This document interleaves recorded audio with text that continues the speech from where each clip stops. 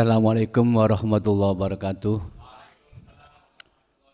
Bismillah, alhamdulillah, la haula wa la quwwata illa billah, ma ba'du. Bapak Ibu Guru SDN Arjosari 2 yang saya hormati, dan terlebih Bu Melinda atau Bu Heni selaku CGP untuk Angkatan 9 yang hari ini nanti akan menyampaikan diseminasi tentang budaya positif di SDN Arjosari 2.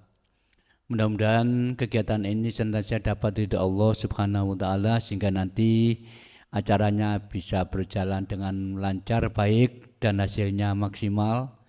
Kemudian juga dari peserta bisa ikut mengembangkan juga apa yang beliau sampaikan di dalam hasil penalaran ataupun pemikiran-pemikiran beliau di dalam kegiatan diseminasi ini. Salawat serta salam mudah-mudahan selalu diaturkan pada junjungan kita Nabi Muhammad SAW. Bapak Ibu yang saya hormati, singkat saja, mari kegiatan ini kita ikuti dengan seksama, dengan maksimal, dengan sebaik-baiknya, sehingga apa yang disampaikan nanti benar-benar bisa kita terima dan bisa kita laksanakan bersama-sama dengan guru JGP. Semuanya muaranya adalah untuk anak didik kita, sesuai dengan harapan dan tujuan dari IKM, yaitu pemberdayaan anak, bukan memberdayakan anak. Karena itu nanti harapan saya juga ada umpan balik dari apa yang beliau sampaikan, sehingga nanti semakin hidup suasana di dalam forum ini, dan akhirnya saya yakin akan maksimal. Kiranya itu sebagai pembuka, nanti waktu ini cukup panjang, kurang lebih 1 jam beliau akan menyampaikan, ya, sehingga nanti kalau lebih dari itu makan siangnya harus 2 kali nanti kalau terlalu lama. Karena itu supaya tidak terlalu lama, cukup saya kira sebagai pembuka. Untuk selanjutnya waktu saya serahkan pada Bu Melinda untuk menyampaikan testimoni saja. Demikian, Assalamualaikum warahmatullahi wabarakatuh.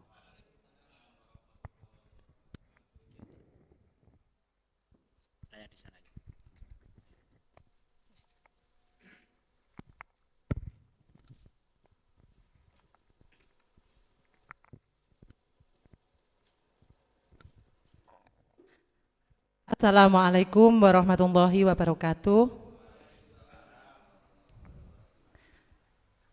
Terima kasih saya sampaikan kepada Bapak Haji Imam Sya'roni selaku Kepala SDN Arjosari 2 yang telah memberikan sambutan pembukanya tadi. Terima kasih kepada teman-temanku, rekan sejawat, Bapak Ibu Guru SDN Arjosari 2 dan Bapak Guru PJOK yang telah meluangkan waktu untuk hadir di acara diseminasi budaya positif yang akan saya berikan pada hari ini. Bapak Ibu, perlu diketahui bahwa diseminasi ini adalah salah satu tugas yang harus saya selesaikan di program pendidikan calon guru penggerak Angkatan 9. Jadi sekali lagi saya ucapkan terima kasih telah mau meluangkan waktu untuk menghadiri acara ini. Bapak Ibu, saya mulai langsung nggih. Ini tentang pemaparan yang harus saya laksanakan tentang diseminasi budaya positif di SDN Arjosari 2, Kecamatan Rejoso, Kabupaten Pasuruan. Tetapi sebelum ke budaya positif, Bapak Ibu saya ajak dulu untuk eksplor, berselancar tentang apa sih budaya itu. Apakah budaya sekolah itu? Terus mengapa budaya sekolah itu penting? Nah, Bapak Ibu, kira-kira Bapak Ibu ada yang terbersit enggak apa budaya itu? Ya, ya Bapak. Budaya sekolah adalah kebiasaan yang sudah atau biasa dilakukan oleh sekolah itu. Oke, budaya adalah suatu kebiasaan yang dilakukan oleh sekolah itu. Ada lagi Bapak Ibu? Oke, monggo Pak Irsyad. Sambil baca boleh ya? Boleh. Baik ngerpek. Monggo. Budaya adalah segala dari budi, cipta, rasa, dan karsa. Dalam kamus bahasa Indonesia artinya pikiran, akal, budi hasil dari adat istiadat dan kebiasaan. Yang sudah menjadi kebiasaan sukar diubah, yang sukar diubah. Iya. Jadi budaya itu karena pembiasaan yang dilaksanakan dalam waktu lama secara turun-menurun. Gitu ya Bapak ya?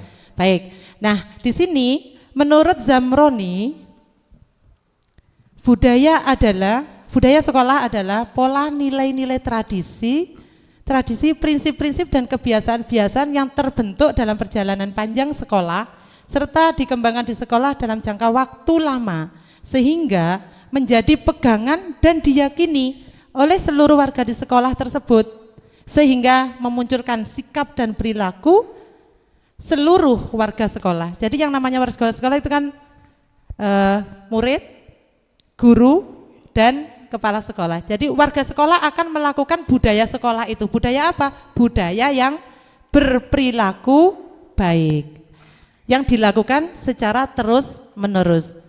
Baik, selanjutnya mengapa penting budaya sekolah itu?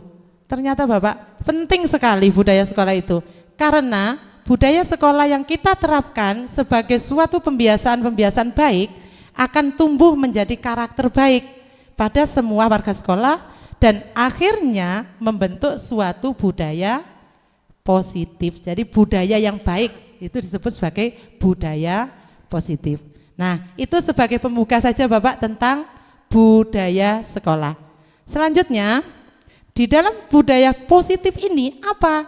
Nilai-nilai keyakinan dan kebiasaan-kebiasaan yang ada di sekolah kita yang tentunya itu berpihak pada murid, dapat berkembang menjadi pribadi yang kritis, penuh rasa hormat dan tanggung jawab. Begitu Bapak, itu yang disebut dengan budaya positif. Nah, di sini saya tampilkan budaya positif yang sudah diterapkan di SDN Arjosari 2. Nih, ada senam pagi, upacara bendera, istighosa, membuang sampah. Di sini membuang sampah sudah sesuai dengan warna, ada kuning, hijau, dan merah. Setelah itu anak-anak melaksanakan piket kelas, menata sepatu, karena sepatu dilepas ditaruh di depan kelas sehingga anak-anak itu sudah terbiasa karena pembiasaan karena budaya positif. Dan yang terakhir di sini adalah budaya positif adanya ekstrakurikuler. Ini yang kita terapkan atau kita lakukan sampai saat ini. Baik. Selanjutnya di dalam budaya positif itu ada konsep-konsep inti. Apa saja?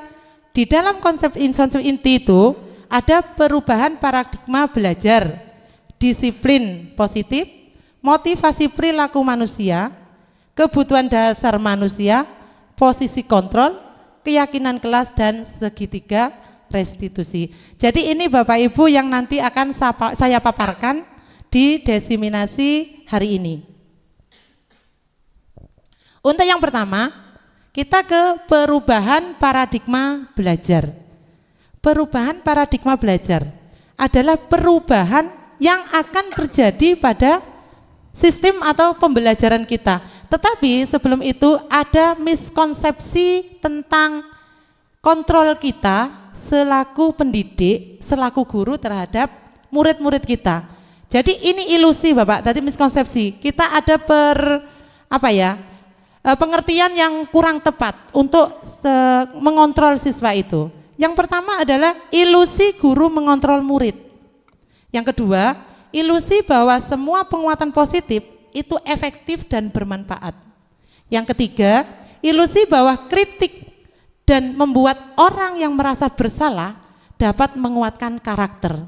Dan yang terakhir adalah ilusi bahwa orang dewasa itu memiliki hak untuk memaksa. Maksudnya di sini kita sebagai pendidik itu seakan-akan bisa memaksakan kehendak kita kepada murid-murid kita. Seakan kita itu punya kuasa bagaimana cara mencetak anak didik kita sehingga menghasilkan apa yang sesuai kita inginkan. Contohnya di sini, ilusi bahwa orang dewasa memiliki hak untuk memaksa. Maksudnya gini, anak-anak kalau sudah melakukan kesalahan, kita memperbaikinya dengan langsung memberi hukuman. tanpa memikirkan mengapa anak itu melakukan kesalahan tersebut, mengapa anak-anak itu melakukan perilaku seperti itu, sehingga kita itu mengontrol supaya anak itu baik tetapi sesuai dengan keinginan kita. Itu tentang miskonsepsi atau ilusi kita tentang cara mengontrol anak didik kita, murid-murid kita. Selanjutnya, ini yang kedua, perubahan paradigma teori kontrol dari stimulus respon ke teori kontrol. Di sini ada beberapa Bapak Ibu tentang kebutuhan kita, pandangan kita terhadap ilmu kontrol tadi, terhadap paradigma belajar. Kita yang pertama, realita kebutuhan kita itu sama di dalam stimulus respon. Padahal di ilmu teori kontrol kebutuhan kita itu tidak sama.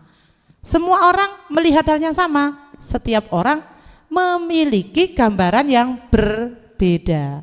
Yang ketiga, kita mencoba mengubah orang agar berpandangan itu sama dengan kita. Sedangkan di teori kontrol, kita berusaha memahami pandangan orang lain tentang dunia. Dan ini perilaku buruk itu dilihat sebagai suatu kesalahan.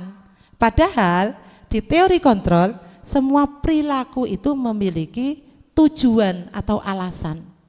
Terus selanjutnya, orang lain bisa mengontrol saya, sedangkan dikontrol hanya Anda yang bisa mengontrol diri saya. Sebenarnya Bapak Ibu, ini ada suatu percobaan. Percobaan itu kita mengepalkan tangan. Jadi kita itu membayangkan di dalam tangan kita itu ada sesuatu yang berharga.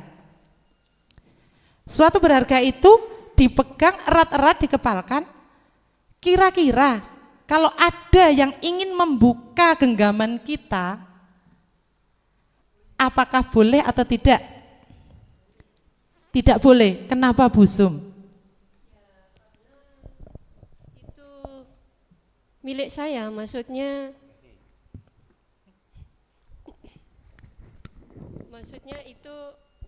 itu sesuatu yang harus, katakanlah sesuatu yang harus saya lindungi, maka orang lain tidak bisa begitu saja membuka kepalan tangan saya tanpa misalkan ya selain tanpa ada ketulusan dari saya untuk membukanya.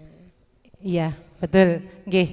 Jadi itulah yang dimaksudkan dengan hanya kita yang bisa mengontrol diri sendiri, bukan orang lain. Meskipun orang itu mau membuka kepalan kita itu menggunakan rayuan atau bujukan. Ya. Atau kita memberi hadiah, wes tak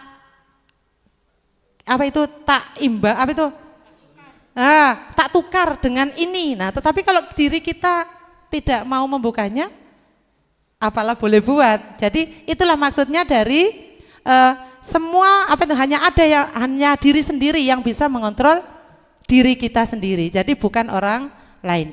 Baik, selanjutnya. Ini Bapak Ibu, perubahan paradigma belajar kita sekarang. Kalau dulu kita masih menggunakan pembelajaran yang konvensional atau tradisional. Jadi pada saat pembelajaran konvensional itu berpusat pada guru. Terus guru sebagai satu-satunya sumber ilmu dan guru itu bertugas untuk transfer ilmu dan pengetahuannya ke murid. Nah, sehingga guru itu bisa menggunakan metode ceramah dan siswanya, muridnya menjadi pasif. Nah, sedangkan di kurikulum sekarang, di kurikulum Merdeka, itu berpusat pada murid. Guru bukan satu-satunya sumber ilmu, melainkan banyak sumber ilmu lain. Murid sebagai subjek atau pembelajar, dan murid aktif, kritis, dan membangun pengetahuannya sendiri. Nah, harapannya di sini Bapak Ibu, ada menurut Ki Hajar Dewantara, di dalam proses pembelajaran, guru bersifat menuntun murid sesuai dengan kodratnya untuk mencapai kebahagiaan dan keselamatan setinggi-tingginya, baik sebagai individu maupun sebagai makhluk sosial atau masyarakat. Maksudnya sesuai dengan potensi kodratnya, itu ada dua Bapak Ibu, yaitu kodrat alam dan kodrat zaman. Kodrat alam adalah kodrat yang dimiliki sejak dia lahir, keturunan dari orang tuanya. Tetapi dari kodrat zaman adalah sesuai dengan zamannya. Seperti saat ini kita banyak menggunakan multimedia, banyak menggunakan digital, sehingga pembelajarannya juga mengarah pada kodrat zaman sekarang, menggunakan media-media yang digital. Baik.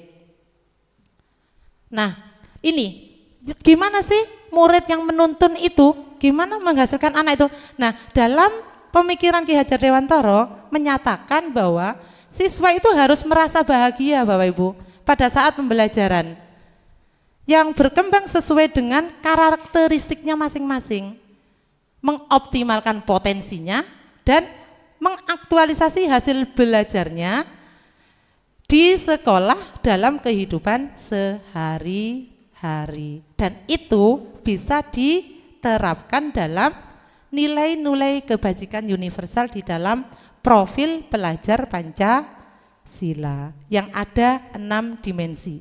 Masih ingat Bapak Ibu 6 dimensi profil pelajar Pancasila? Ingat? Ingat. Apa perlu kita bernyanyi-nyanyi dulu? Ya, baik.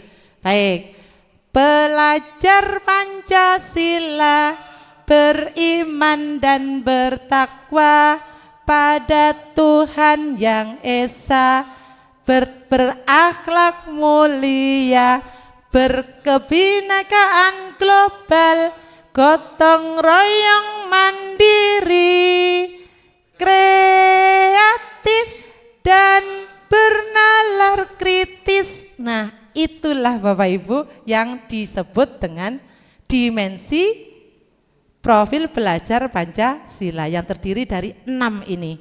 Dan ini dimasukkan di dalam pembelajaran kita sehari-hari. Baik, ini paradigma perubahan belajar. Bapak Ibu sudah tergambar ya? Sudah jelas ya? Baik, kita lanjutkan dengan disiplin positif. Materi yang kedua, disiplin. Wah, muncullah disiplin. Kira-kira yang terbersit di pikiran Bapak Ibu apa disiplin itu? Menuruti aturan atau mematuhi peraturan. Ada lagi? Mematuhi peraturan. Kalau mematuhi peraturan berarti ada hubungannya dengan apa? Hukuman. Nah, itulah Bapak Ibu. Makanya saya sendiri juga seperti itu. Kalau sudah mengenal atau mendengar kata disiplin, saya itu berusaha mendisiplinkan anak meskipun dengan cara menghukum. Dan ternyata disiplin yang punya artian sesuai aturan, yang melanggar mendapat hukuman, itu ternyata kurang tepat Bapak Ibu. Yang betul adalah menurut Ki Hajar Dewantara, di mana ada kemerdekaan, disitulah harus ada disiplin yang kuat. Sungguh pun disiplin itu bersifat self-disiplin. Begitu Bu Sum bacanya? Iya.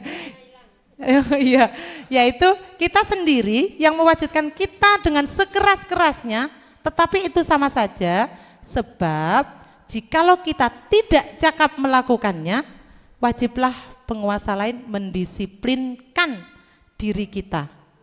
Dan peraturan demikian itulah harus ada di dalam suasana yang merdeka. Maksud dari pernyataan ini tersebut adalah pendidikan saat ini untuk menciptakan murid yang merdeka, syarat utamanya adalah harus adanya disiplin yang kuat dari dalam dirinya yang dikenal dengan istilah motivasi internal atau motivasi intrinsik yang berasal dari dirinya sendiri, bukan dari orang lain atau lingkungan. Baik, selanjutnya menurut Diane, ada lagi Bapak Ibu, bahwa arti disiplin berasal dari bahasa Latin disciplina yang artinya belajar.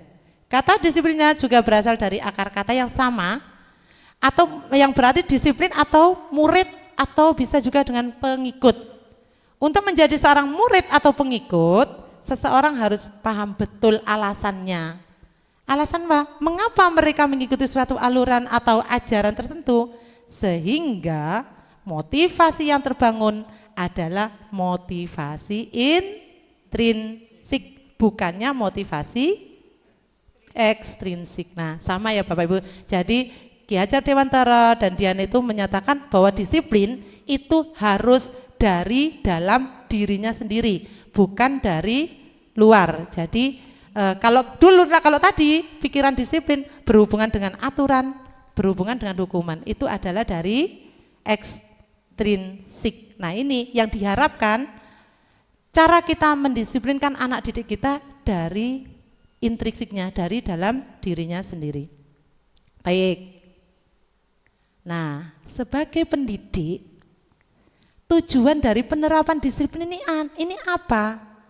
Ternyata Bapak Ibu, untuk menciptakan anak-anak yang memiliki disiplin diri, sehingga mereka bisa berperilaku dengan mengacu pada nilai-nilai kebajikan universal dan memiliki motivasi intrinsik. Nah, tadi hubungannya kembali lagi ke 6 dimensi belajar Pancasila.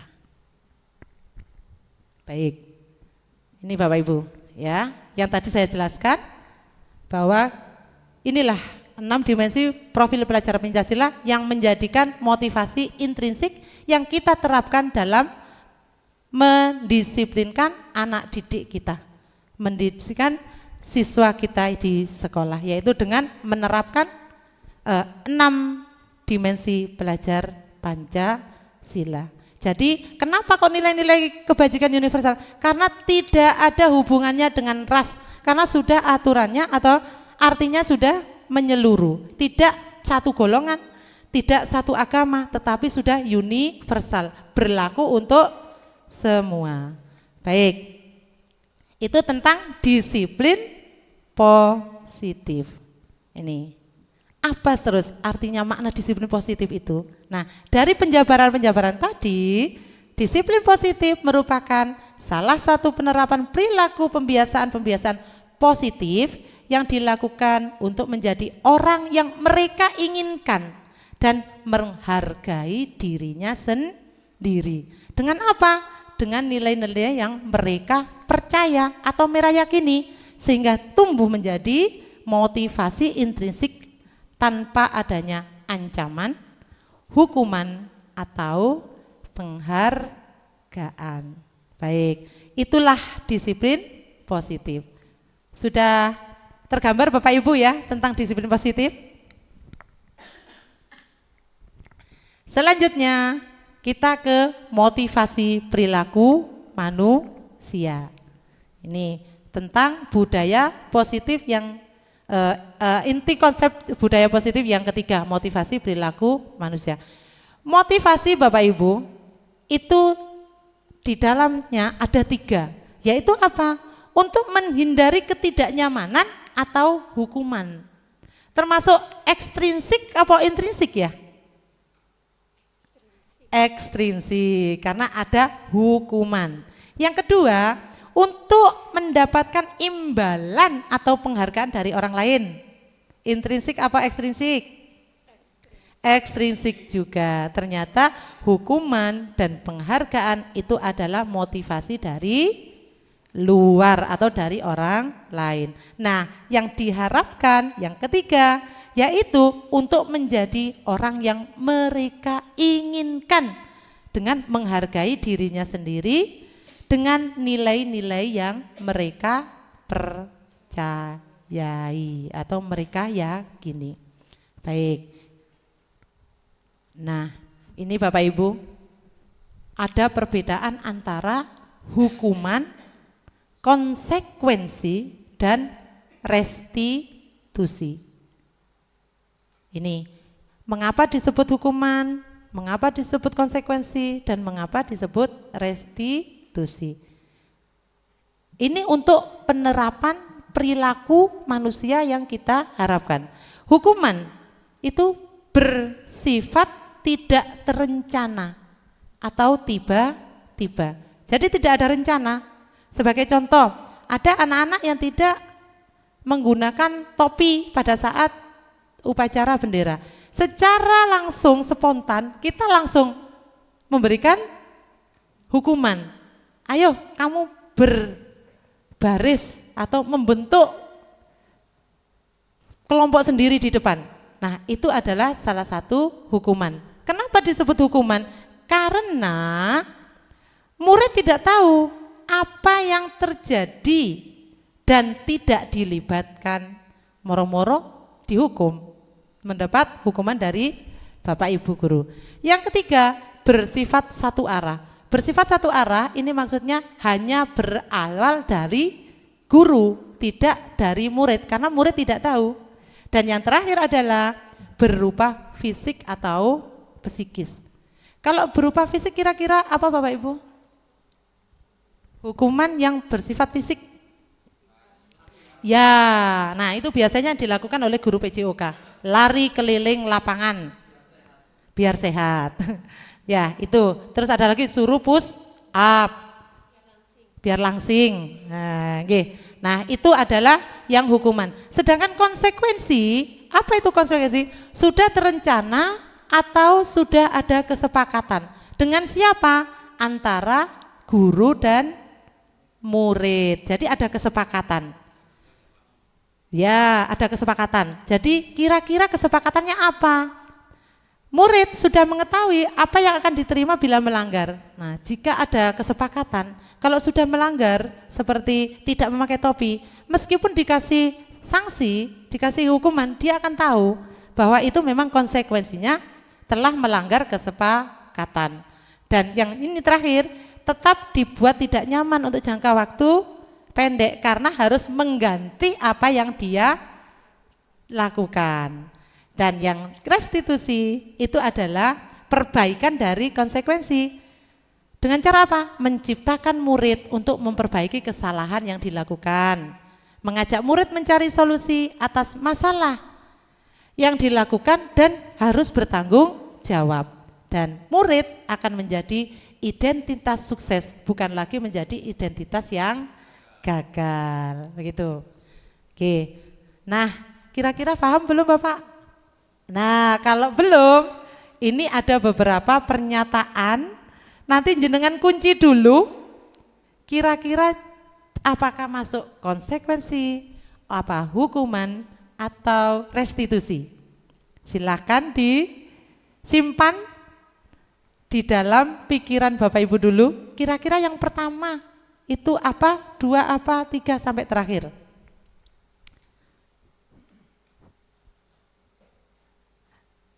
Apakah hukuman? Apa konsekuensi? Sudah? Sudah terekam dari atas sampai bawah ini? Sudah. Baik, kita cocokkan jawaban Bapak Ibu. Nah, adakah yang kurang tepat tadi? Yang pertama, disuruh menulis kalimat 100 kali karena melanggar atau terlambat sekolah. Termasuk hukuman. Terus lari keliling lapangan basket karena terlambat hadir, hukuman. Murid diminta untuk push up 15 kali, hukuman juga. Menggantikan kertas teman yang telah dicoret-coret, konsekuensi karena sudah ada kesepakatan di dalam kelas. Terus membereskan tumpahan air di meja tulis karena tersenggol pada saat belajar, konsekuensi. Terus di sini disuruh tidak mengenakan disuruh melepas sepatu ya, karena tidak menggunakan sepatu yang berwarna hitam. Itu hukuman juga karena memberatkan. Dan lari mengelilingi lapangan basket 2 kali karena terlambat 10 menit untuk pembelajaran PJOK karena adanya kesepakatan tadi, makanya disebut konsekuensi. Biasanya konsekuensi itu adalah sanksi Bapak Ibu. Jadi sanksi itu berbeda dengan hukuman. Baik, itu tentang motivasi. Oke.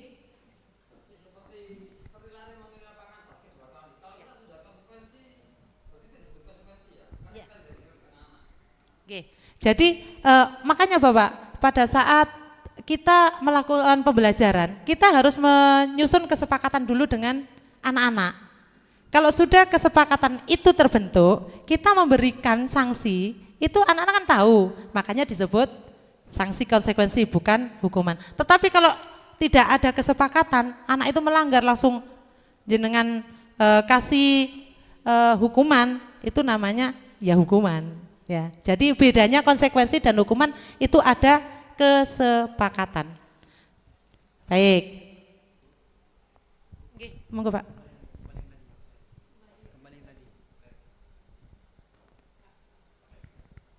Ya, untuk yang lari menghuni lapangan yang disampaikan tadi oleh Pak Nur tadi, itu bisa saja hukuman atau bisa konsekuensi. Karena sifatnya ini kan apa ya? Menyeluruhkan sekolah. Ya, bisa saja jadi kesepakatan warga sekolah khususnya murid. Bisa ya. Memang Pak Sunyoto, kesepakatan kalau kita di kelas dengan murid, kita menggunakan kesepakatan kelas. Tapi kalau untuk sekolah, kita menggunakan kesepakatan sekolah. Jadi berlaku untuk semua warga sekolah. Kalau kita membuat kesepakatan yang kelas, hanya berlaku untuk warga kelas gitu. Ya. Sampun? Baik. Selanjutnya ini tentang kebutuhan dasar manusia. Wah, sudah senyum-senyum ini Bapak Ibu kalau kebutuhan dasar manusia. Apa sih kebutuhan dasar manusia itu? Kebutuhan dasar manusia adalah segala sesuatu yang kita lakukan atau usahakan untuk mendapatkan apa yang kita inginkan. Dan bila kebutuhan dasar manusia tidak terpenuhi, maka akan muncullah perilaku-perilaku negatif, gitu ya.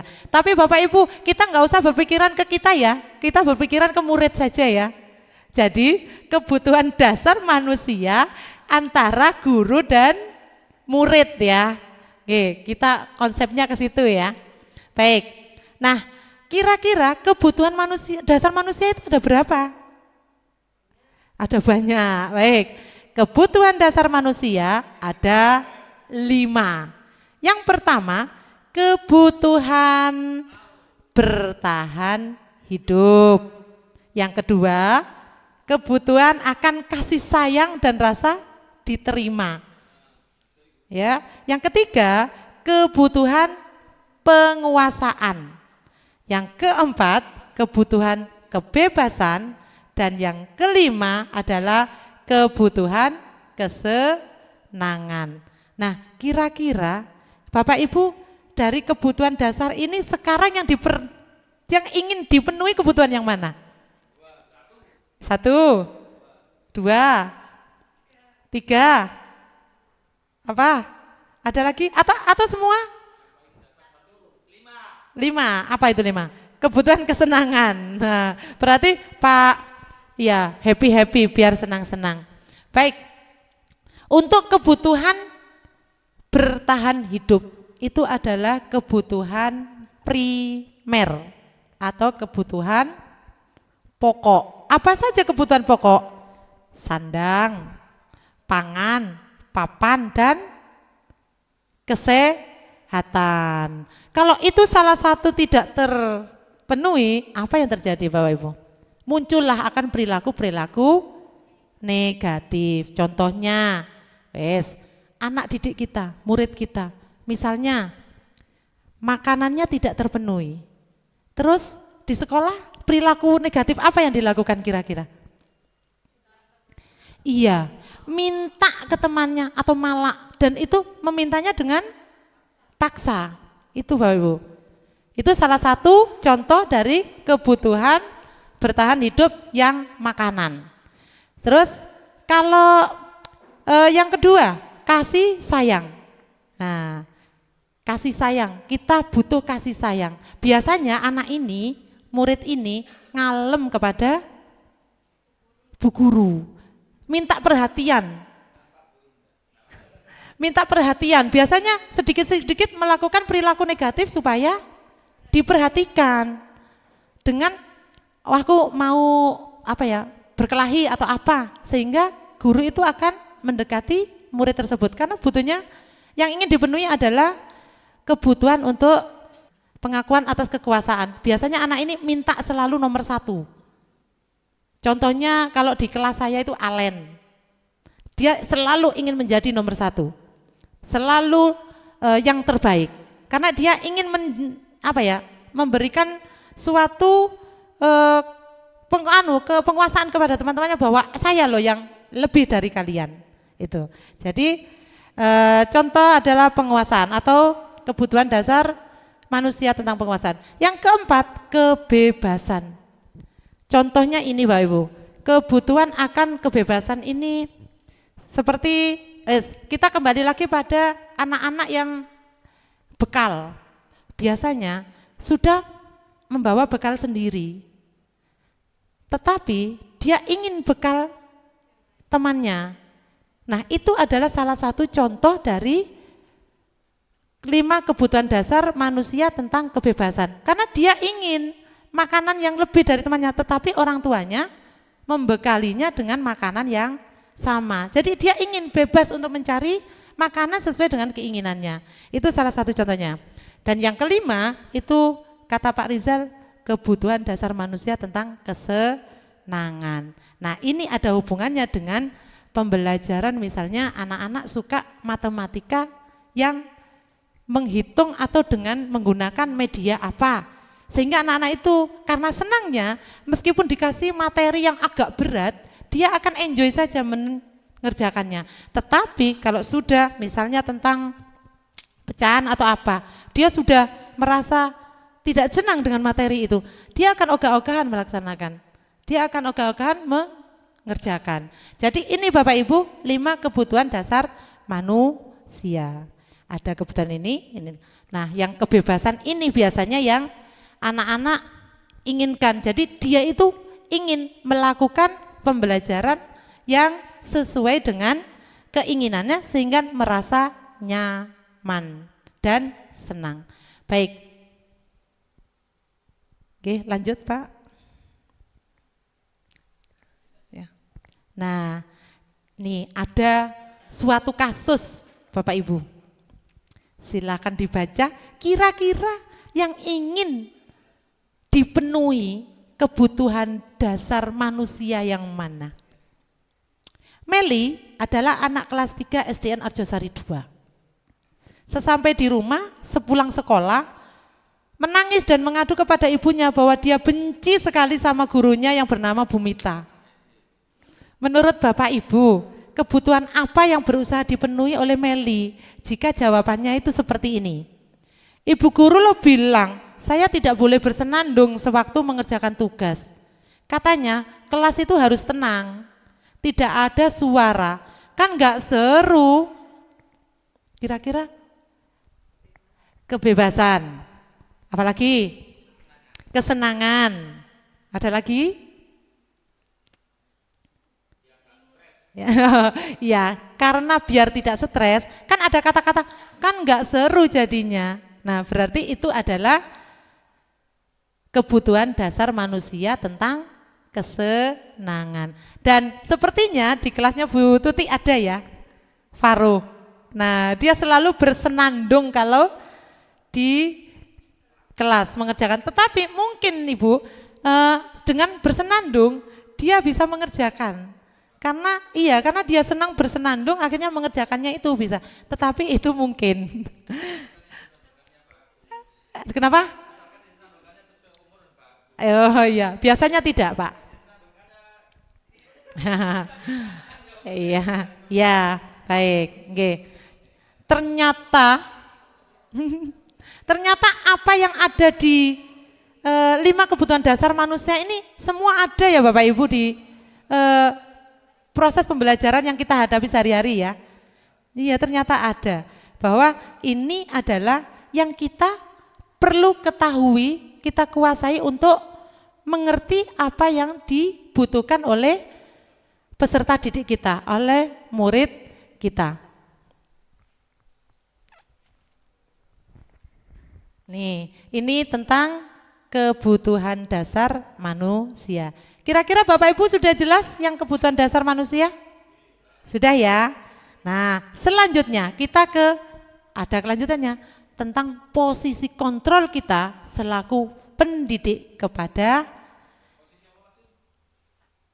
murid-murid kita. Ya, jadi ini ada hubungannya Bapak Ibu dengan yang tadi tentang ilmu kontrol. Ya, jadi ilmu kontrol. Posisi kontrol kita itu sebagai pendidik itu di mana? Kita kan harus Bapak Ibu mengontrol siswa kan? Kita harus tetap kan mengontrol murid-murid kita.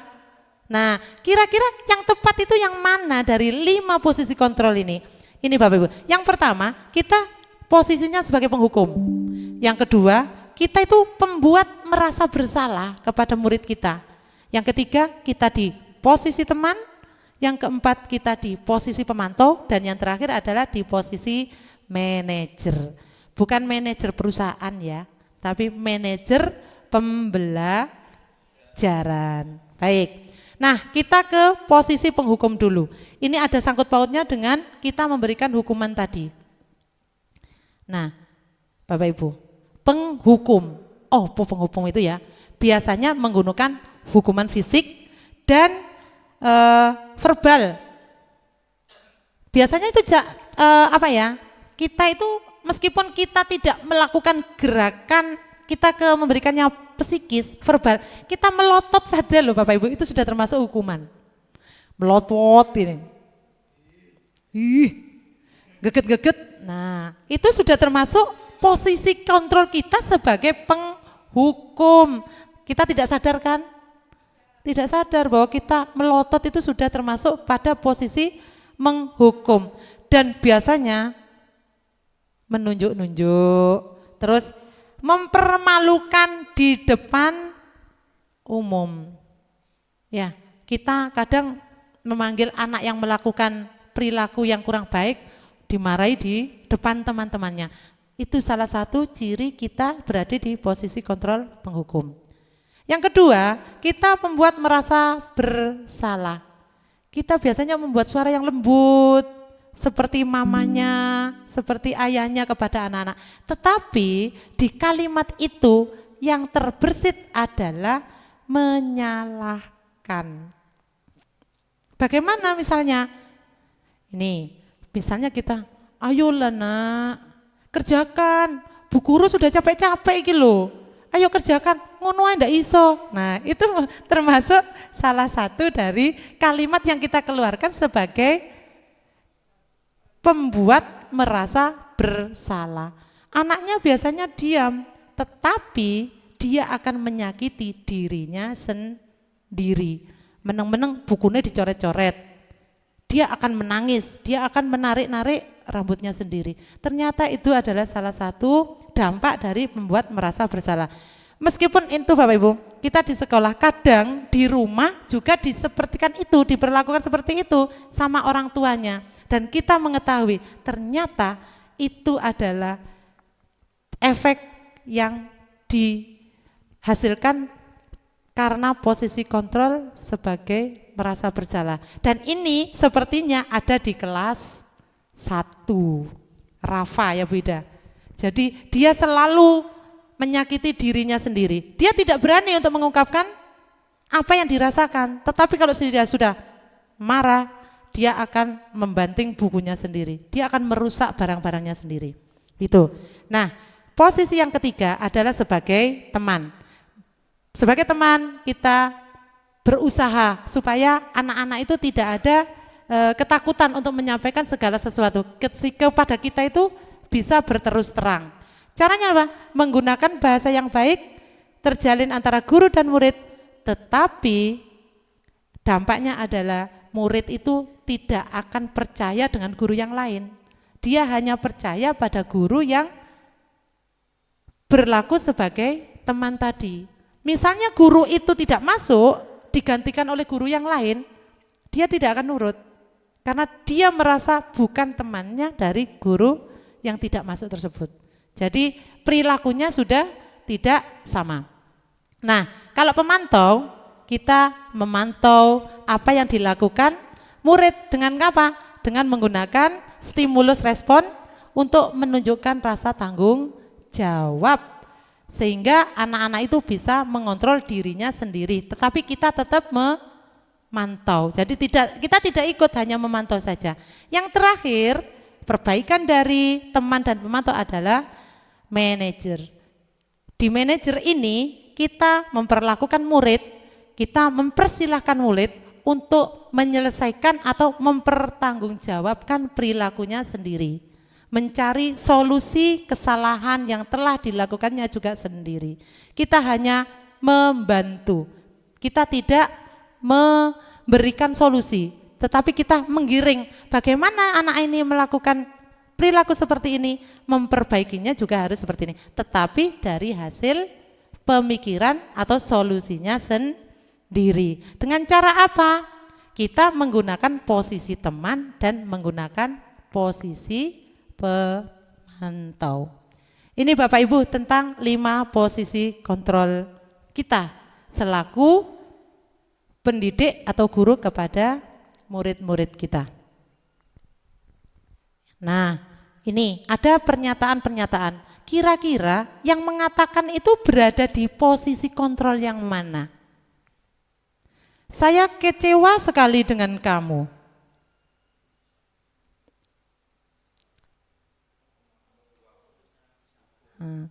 Kamu tidak pernah benar melakukannya.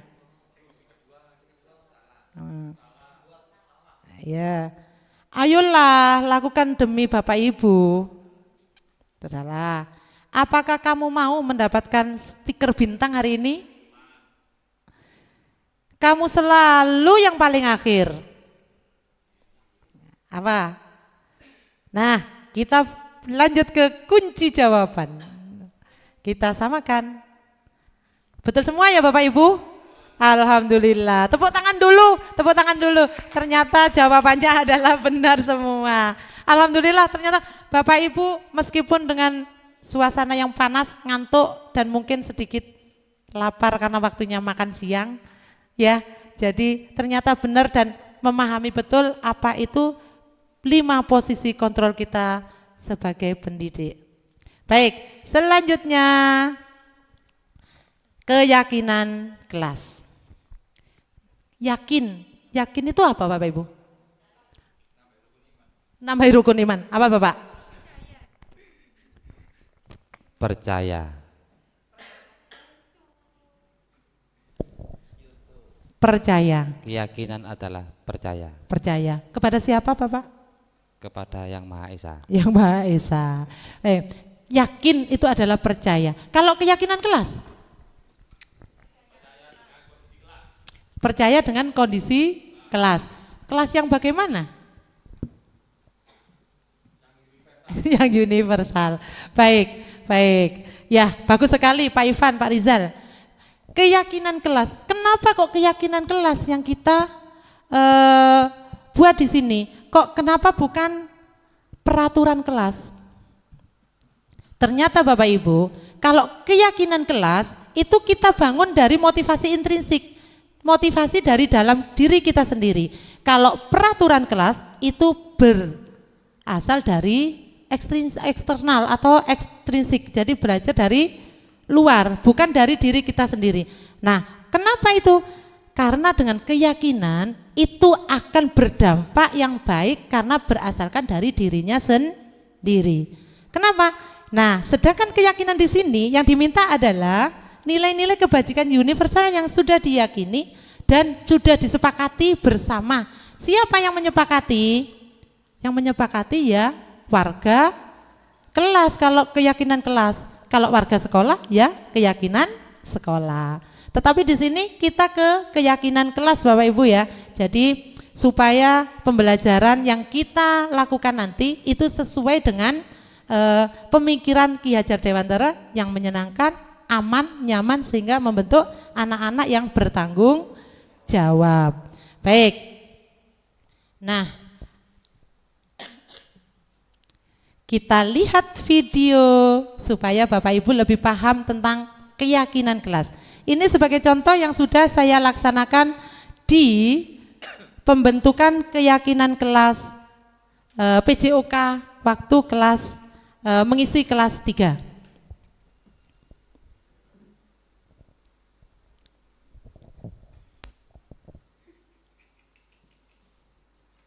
Ini saya lakukan pada saat pembelajaran PJOK, tetapi ini Bapak Ibu, keyakinan kelas itu dibuat sebelum atau awal semester. Jadi pelaksanaannya itu pada 1 semester. Kalau misalnya dibuat 1 tahun, boleh. Karena kelas kita, warga kelas kita kan sama. Jadi kita membuat keyakinan kelas di awal pembelajaran.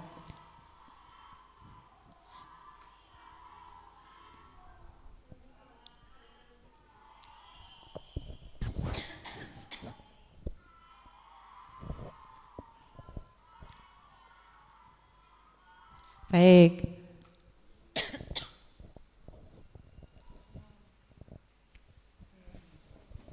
Nah, ini Bapak Ibu, ini contoh penerapan yang sudah pembentukan keyakinan kelas yang sudah saya terapkan di kelas 3.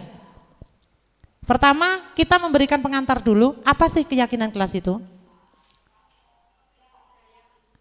Iya. Jadi keyakinan kelas, kesepakatan kelas itu berawal dari peraturan yang ingin kita terapkan di kelas itu. Sehingga anak-anak kalau melakukan atau melanggar peraturan yang dibuat atau kesepakatan akan mendapatkan konsekuensi atau sanksi. Oke.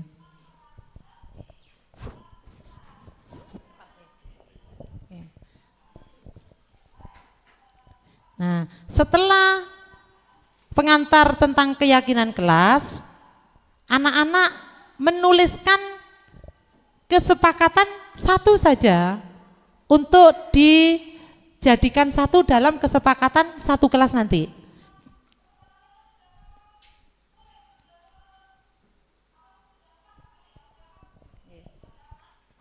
Nah, ini saya membagikan kertas karena biar menarik, saya membagikan kertas berwarna-warni untuk anak-anak menuliskan kesepakatan kelas yang ingin disepakati di kelas ini. Nah, setelah menuliskan, ini anak-anak setelah menuliskan, nah ini menempel di papan. Anak-anak menempel di papan. Nah, menempel di papan. Setelah itu,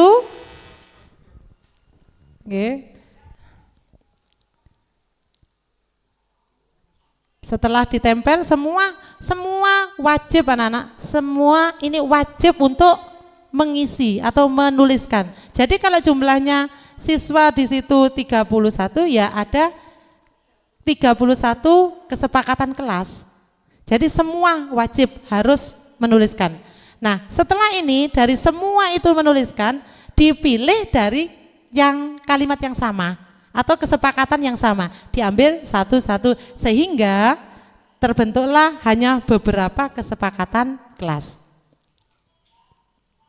Nah, kalau sudah kesepakatan kelas terbentuk dari 5 itu yang sama tadi dijadikan suatu keyakinan kelas yang harus dipatuhi. Setelah itu anak-anak sepakat sebagai tanda setuju menumbuhkan tanda tangan yang dilakukan di kertas tersebut.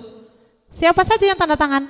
Ya warga kelas itu, guru dan murid. Ini Bapak Ibu, inilah tentang pembentukan keyakinan kelas. Selanjutnya, ya, kalau sudah terbentuk keyakinan kelas Pak Rohim, itu kita menerapkan konsekuensi. Iya. Makanya setelah keyakinan kelas terbentuk, kita kan memberikan kira-kira konsekuensinya kalau melanggar keyakinan kelas kita ini apa. Jadi sudah langsung disepakati. Nah, anak-anak waktu diberikan sanksi itu, dia akan nerima karena sudah sepakat itu. Nah, selanjutnya Nah, sudah jelas ya Bapak Ibu tentang keyakinan kelas? Kita tinggal satu materi, yaitu segitiga restitusi. Apa ya restitusi? Nah, kita mengulangnya tadi. Restitusi adalah mengajak siswa atau murid kita berada di kondisi untuk memperbaiki kesalahan itu dengan pemikirannya sendiri, bukan dari pemikiran orang lain. Ini ada Gosen 2004 dan 1996. Dari dua-duanya ini membuat pernyataan atau menghasilkan suatu pemikiran bahwa mereka, anak-anak kita atau murid kita itu melakukan mencari solusi atas perilaku negatif, atas kesalahan yang telah dibuat, tetapi mereka ingin orang lain juga memberlakukannya. Contohnya seperti ini. Pada saat anak-anak itu melakukan perilaku yang tidak baik di sekolah, kita memanggilnya, tetapi kita tidak menyalahkan. Kita menggali dulu beberapa pertanyaan untuk mencari alasan mengapa melakukan perilaku tersebut. Karena anak melakukan perilaku itu pasti ada alasan atau tujuannya. Nah, inilah Bapak Ibu yang disebut restitusi. Jadi kita membimbing, membantu anak kita mencari solusi atas kesalahan yang mereka perbuat, sehingga akan menumbuhkan suatu karakter yang kuat. Ya, suatu karakter yang kuat. Baik. Nah, di sini saya langsung memberikan suatu contoh saja. Ini salah satu tugas saya di modul ini juga tentang pembentukan. Oh iya, Bapak Ibu, sebelum penerapan yang sudah saya lakukan, di dalam segitiga restitusi itu ada 3 tahapan. Yang pertama yaitu menstabilkan identitas. Yang kedua, memvalidasi tindakan yang salah, dan yang ketiga adalah menanyakan keyakinan kelas yang sudah disepakati. Nah, untuk yang menstabilkan identitas itu seperti kalimat setiap orang pasti pernah melakukan kesalahan. Jadi itu membuat anak-anak lebih percaya untuk menceritakan, karena kita buat pertanyaan seperti itu. Jadi semua manusia pernah membuat kesalahan. Terus kamu loh bukan satu-satunya yang pernah melakukan ini, Bu Eni juga pernah, saya juga pernah. Nah, jadi anak-anak dengan perkataan atau kalimat seperti itu akan mudah mengalir untuk menceritakan yang terjadi. Yang kedua, validasi tindakan yang salah. Contohnya seperti ini, kamu tentunya punya alasan melakukan hal seperti itu. Jadi menanyakan alasannya, mengapa melakukan hal seperti itu. Apakah kamu yang lebih efektif untuk mendapatkan apa yang kamu butuhkan? Apakah setidaknya kamu bisa enggak melakukan hal yang terbaik dari ini, yang lebih baik dari ini? Misalnya anak-anak itu tadi menonjok, untung kamu tidak melakukan hal yang lebih dari ini, sehingga anak itu akan memvalidasi tindakan yang telah dilakukan, ya, tindakan-tindakan yang salah yang telah dilakukan. Yang ketiga, menanyakan keyakinan kelas. Tadi kan sudah disepakati kelas tadi ada berapa. Nah, anak-anak ditanyakan, keyakinan kelas mana yang sudah kamu langgar? Kamu masih ingat enggak keyakinan kelas kita? Nah, dengan itu akhirnya kira-kira kalau kamu sudah ingat keyakinan kelas yang kamu langgar, kira-kira kamu mau enggak memperbaikinya?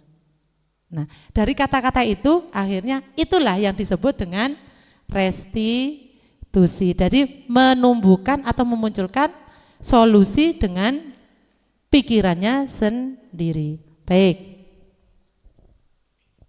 Ini tadi ya Bapak Ibu, untuk memperjelas dari gambar segitiga restitusi tadi, ada menstabilkan identitas, validasi tindakan yang salah, menanyakan keyakinan kelas. Ini Bapak Ibu. Teori kontrolnya adalah kita semua akan melakukan hal yang terbaik yang bisa kita lakukan, dan semua perilaku memiliki alasan. Kita semua memiliki motivasi internal. Nah, ini Bapak Ibu. Kira-kira Bapak Ibu dari segitiga restitusi ini ada yang ditanyakan?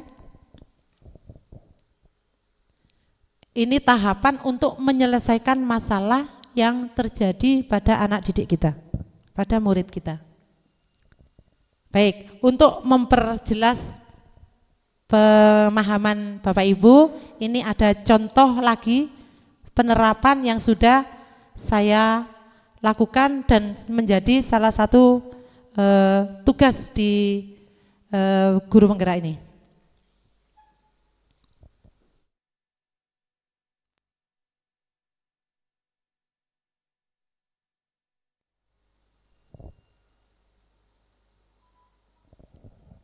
Ini kejadiannya adalah Alek pada waktu itu berkelahi sama Chandra. Mas Alek, tadi itu Benik dengar, katanya Mas Alek marah-marah, nangis, terus berkelahi.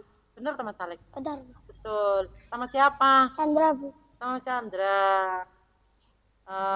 Apa yang dilakukan Mas Alek sama Chandra? Menendang perutnya Menendang perutnya. dan tidak sengaja melakukannya, Bu. Tidak sengaja tapi gitu tak? Ya. Oh, jadi Mas Alek menendang perutnya Mas Chandra tapi tidak sengaja. Kalau boleh tahu, Mas Alek melakukan seperti itu kan ada alasannya. Apa yang menjadi alasan Mas Alek melakukan itu? Habis saya kesal, ayahku diejek, Bu. Oh, ayahnya Mas Alek diejek oleh Mas Chandra gitu. Oh, iya memang nak, wajar kalau Mas Alek marah sama Mas Chandra karena Mas Ini adalah Chandra salah satu diejek ayahnya dari Mas menstabilkan Alek. identitas. Dan ayah itu adalah sosok orang yang harus kita sayangi, gitu ya. Sosok yang harus kita hormati, ya betul. Gini Mas Alek, kan manusia itu melakukan kesalahan itu wajar nah, ya. Sama seperti Mas Alek tadi. Mungkin kalau Bu Heni di posisinya Mas Alek, karena ada teman atau orang lain yang menghina ayahnya Mas Bu Heni juga akan marah seperti Mas Alek. Tetapi di sini Bu Heni bukan mencari kesalahannya Mas Alek atau apa, tapi itu kan berarti ada sesuatu pada Mas Alek. Mas Alek ingat enggak keyakinan kelas kita yang kita susun Ini kemarin? menanyakan Kira-kira keyakinan Mas kelas Alek yang sudah melanggar disepakati. enggak? Melanggar keyakinan kelas kita enggak? Melanggar, Bu. Melanggar. Keyakinan kelas apa yang dilanggar Mas Alex? Saling menghormati antar teman, Bu. Saling menghormati antar Teman. teman. Iya, betul. Nah, kalau menurut Mas Alex saling menghormati antar teman itu salah satu keyakinan kelas kita. Penting tidak buat Mas Alex? Penting, Bu. Penting. Kalau penting, Mas Alex mau enggak memperbaikinya? Mau, Bu. Ini Caranya restitusinya, bagaimana? ya. Harus lebih bisa mengontrol emosi dan harus lebih sabar. Kalau Nah, ayah saya ini bingung, solusi saya akan yang laporkan ke Bu Tuti atau ke Bu Heni. Hasilkan dari pemikirannya Jadi sendiri. karena Mas Alex sudah melanggar keyakinan kelas kita, terus Mas Alex mau memperbaikinya dengan cara apa tadi? Melaporkan ke Bu Tuti atau ke Bu Melaporkan ke Heni. Bu Tuti atau ke Bu Heni. Karena di sini ada Bapak Ibu guru gitu ya. Ya, pintar. Tepat sekali nah. Jadi kalau ada Baik, Bu Tuti ya. misalnya perilaku yang sama atau ada teman lain yang menghina ayahnya Mas Alex atau apapun itu, Mas Alex tidak marah-marah, bisa mengontrol emosi gitu ya. Ya, terima kasih Mas Alex. Sama-sama, Bu Heni. Semangat untuk menjadi lebih baik. Tos dulu. Nah, itu Bapak Ibu penerapan segitiga restitusi yang sudah saya terapkan. Baik, selesai sudah desiminasi budaya positif di SDN Arjosari 2. Kalau Bapak Ibu misalnya ada yang perlu ditanyakan, monggo. Nggih, monggo.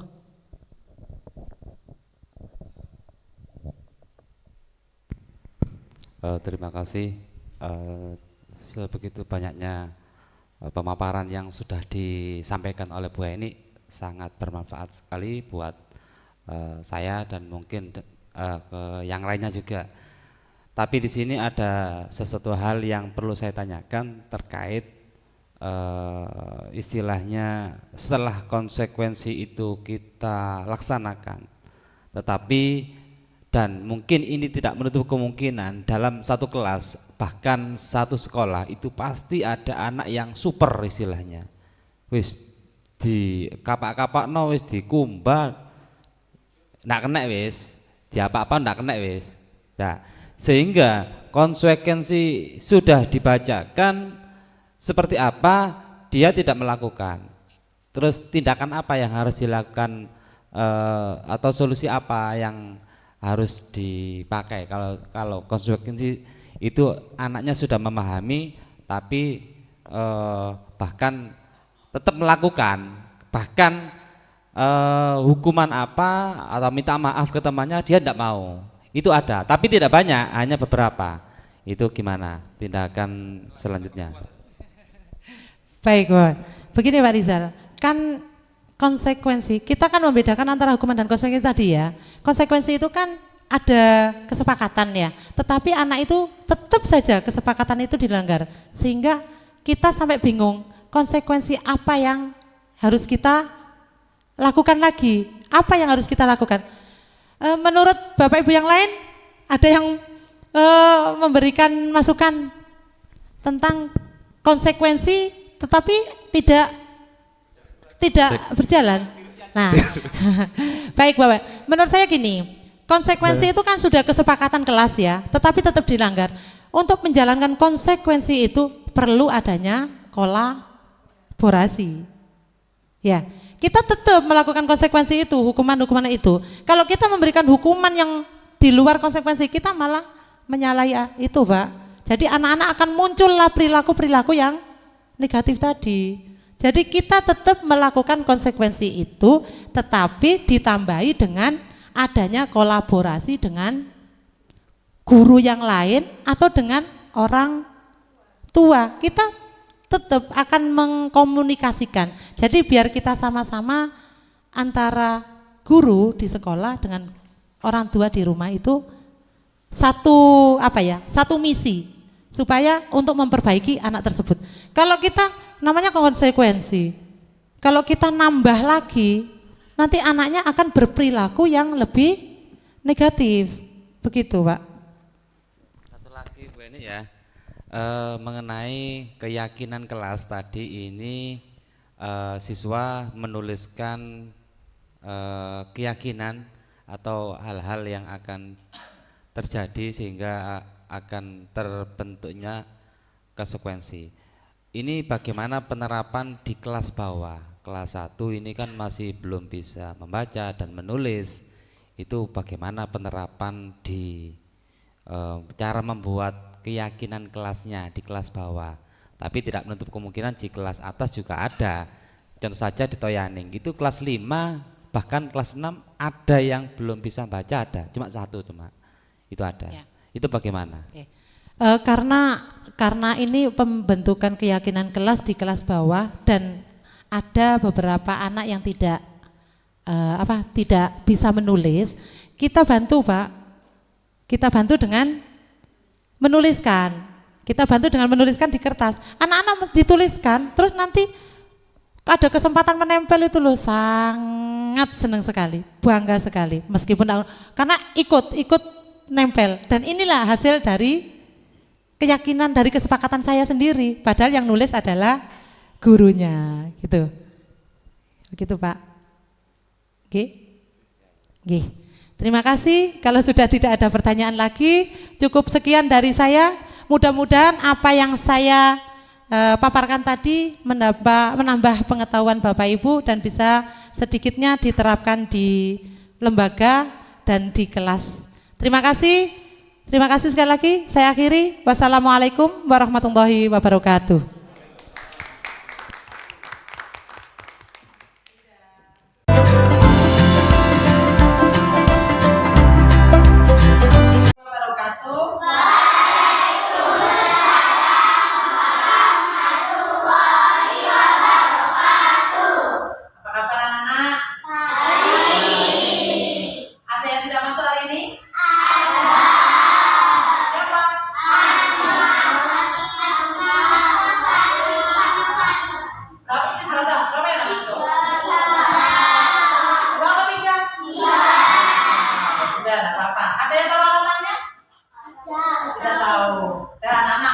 ya, kita hari ini mau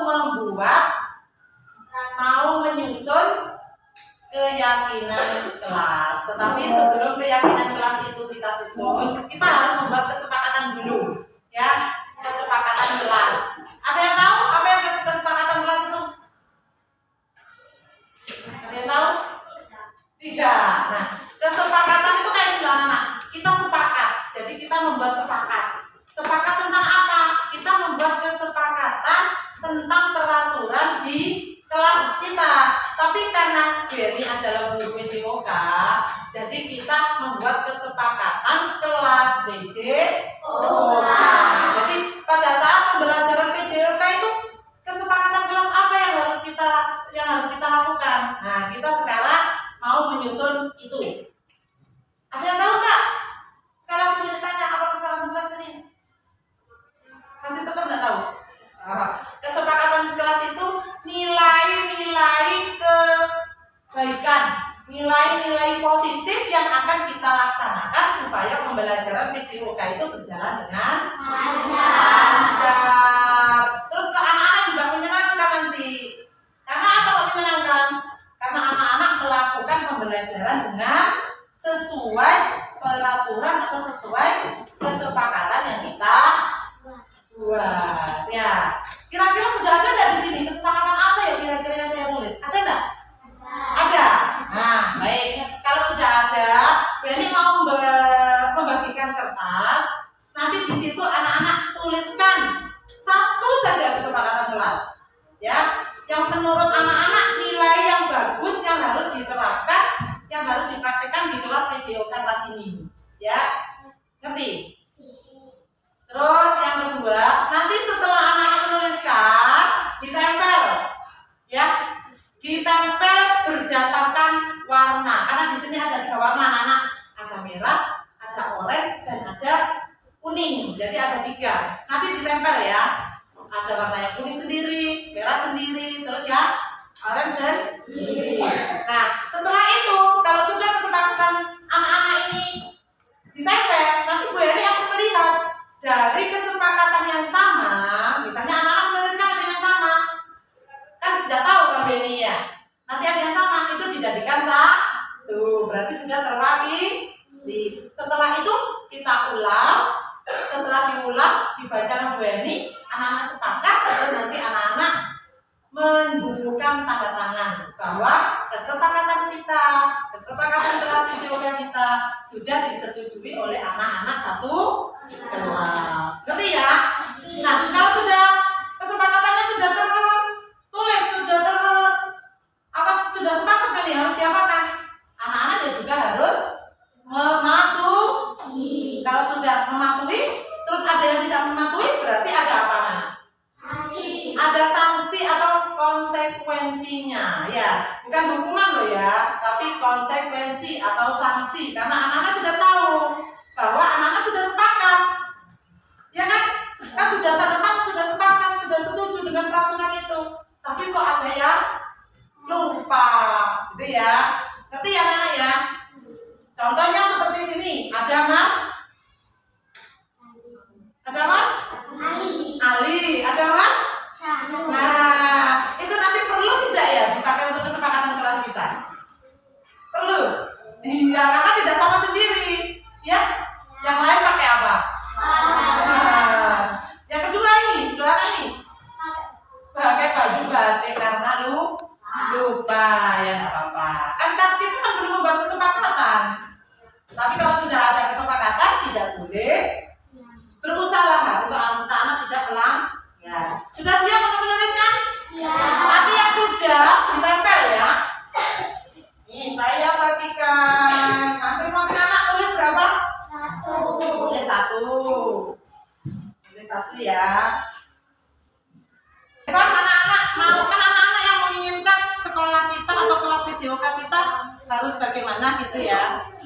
Jadi ini silakan anak tulis.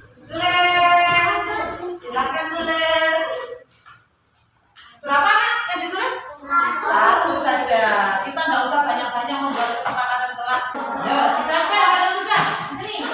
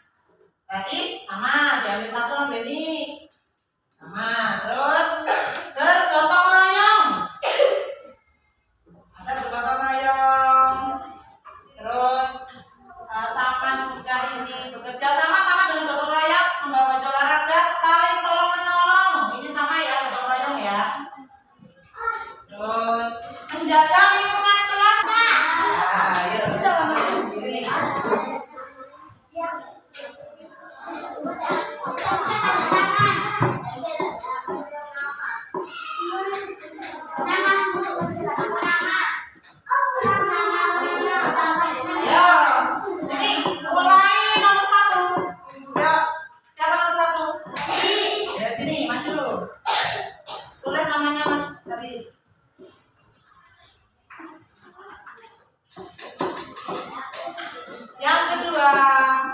Siapa nomor 2? Ahmad. Enggak, tulis saja namanya sendiri. Nomor 3. Siapa nomor 3? Silakan maju. Nomor 4, ya cepetan. Ya nomor 4 aja. Nomor 4.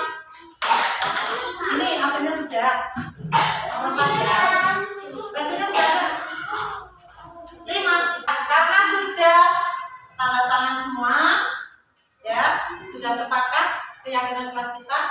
Berarti ini yang harus anak-anak patuhi karena ada konsekuensinya atau ada sanksinya. Sanksinya menuju ke anak-anak yang mempunyai sikap yang tanggung jawab. Gitu ya anak-anak ya.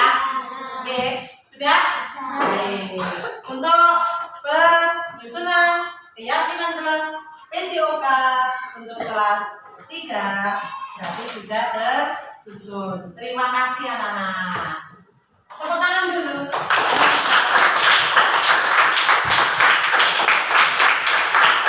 Assalamualaikum warahmatullahi wabarakatuh.